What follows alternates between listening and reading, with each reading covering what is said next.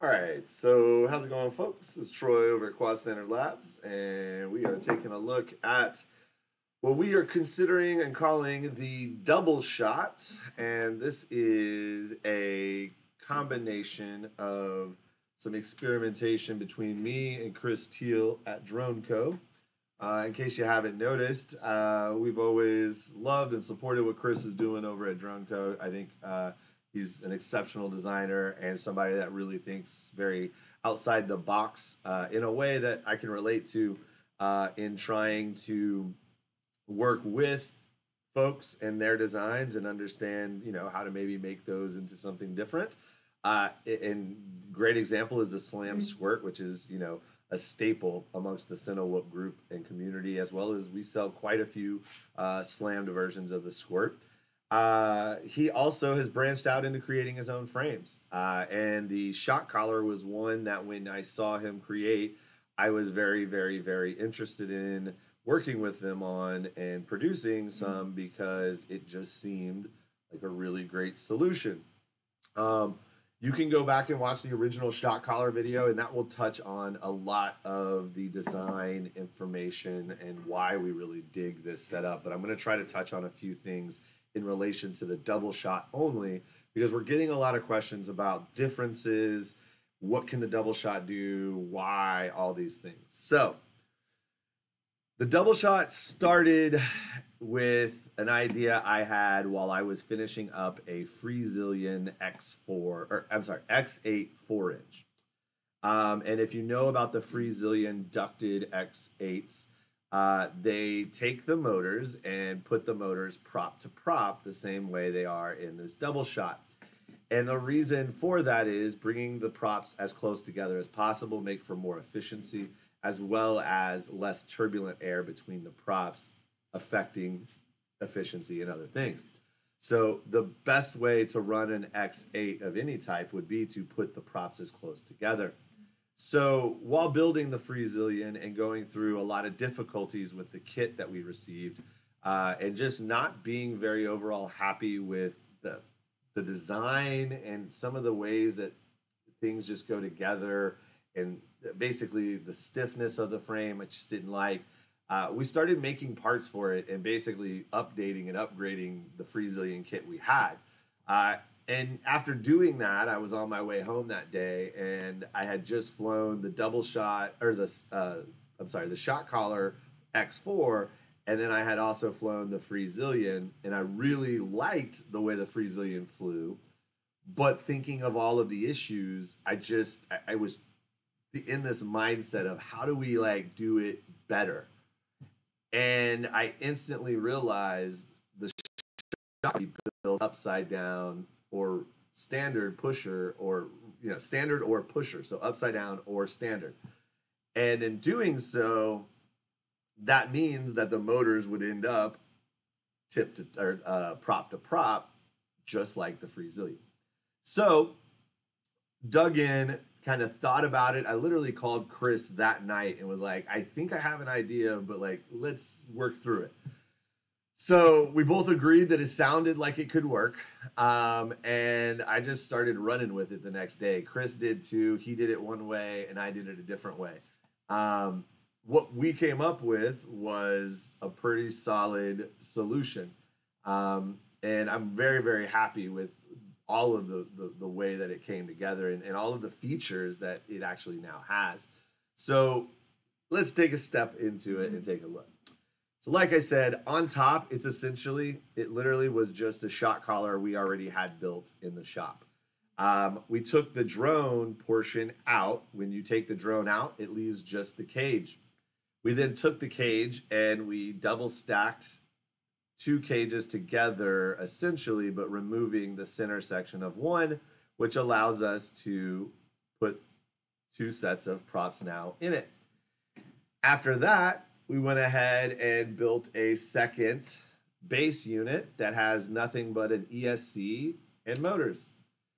We then take that, drop that on the bottom side, put the main drone on the top, plug everything in together. Voila. We now have X8 5-inch caged not ducted, so it cuts through the air. It doesn't get pushed around like ducks do.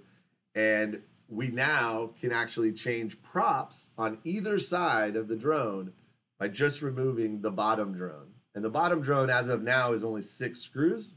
So 1, 2, 3, 4, 5, 6. This drone comes out. You can unplug the ESC basically. Bada bing, bada boom. You can move it out. It's actually also connected internally via an XT60. So it could actually be fully removed from the system. And in theory, you could then fly this as an X4. Not even in theory, you could. I say in theory because you may want to go ahead and swap the cage. But that's the beauty of it. The awesome thing about this is you could essentially have an X4 shot collar in its standard cage, and then you could have a separate cage that has this base on it that has the second X8 version. And you could literally, by just pulling off the top drone, switch it over to an X8 by just plugging a few things in and going in there and changing your CLI on your setup to an X8. So lots of interesting stuff as far as how well this platform can be used in versatile situations and changed to adapt to whatever you need. So now the shot collar can come in X4 form, or it can come in the double shot X8 form. You can do both configurations from the same shot collar listing on our site. Drone Co. is also going to be starting to offer these, which is really awesome too. And then along with everything else, like I said, to change the props, take the bottom off. You can access all 8 props. If you did want to swap it over, you could actually just pull the top and put it over there. Something else you could do is you could essentially build the bottom drone as a shot collar X4 also, having a flight controller on it. And you could essentially have 2 X4 shot collars that you then combine. And when you go ahead and pull one of the flight controller pins, you just put it to the other flight controller, like I said, tell it that it's an X8, and now you're up and running with X8. So just something to consider is the versatility and how many different ways we can configure it. We also came up with some legs here. They're actually off of Andy Shin's Drones Thick 3.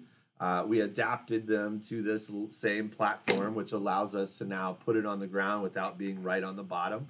And then it also allows us to have the versatility of a battery on back or a battery on bottom, depending on how much weight.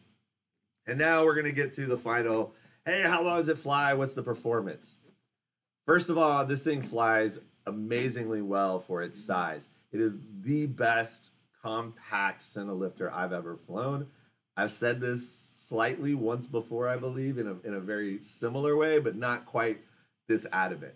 X8, 5 inches, gets you enough power to carry at least 13 to 1,500 grams. That being said, you could do that for at least about 3 minutes on a good size battery, if not more. And just like everything, there is no cut dry rule on battery power and how long you're going to fly on all the different things. It's still an X8, so it's going to drain some power. But being able to lift extra payload weight. So we've flown 1,500 gram payload with a 4,000 milliamp battery. And as much as it didn't love it, it still flew for 3 to 4 minutes. I believe that if you find the right balance between whatever your camera payload is and your battery, you should, for the most part, average about 3.5 to 4 minutes out of it. I also think that with lighter payloads, which we haven't had a chance to run any Blackmagic Pocket Naked yet, with a Blackmagic Pocket Naked, I think this thing would run 5+ minutes. And you could probably get a pretty decent sized battery on it to maybe push it further. We're going to need a little more testing for that, but it does come with the DAC universal mount if configured this way. And it is ready to fly just about any camera package you want. We also will have clean plates for naked BMPC in the future as well. So that's kind of your first look and run around of everything. Last little feature, we will have some 12-volt power coming out of this one also, or it's an option. And the 12-volt power can power your onboard camera to take down some of that weight. Other than that, It's a pretty sweet little thing.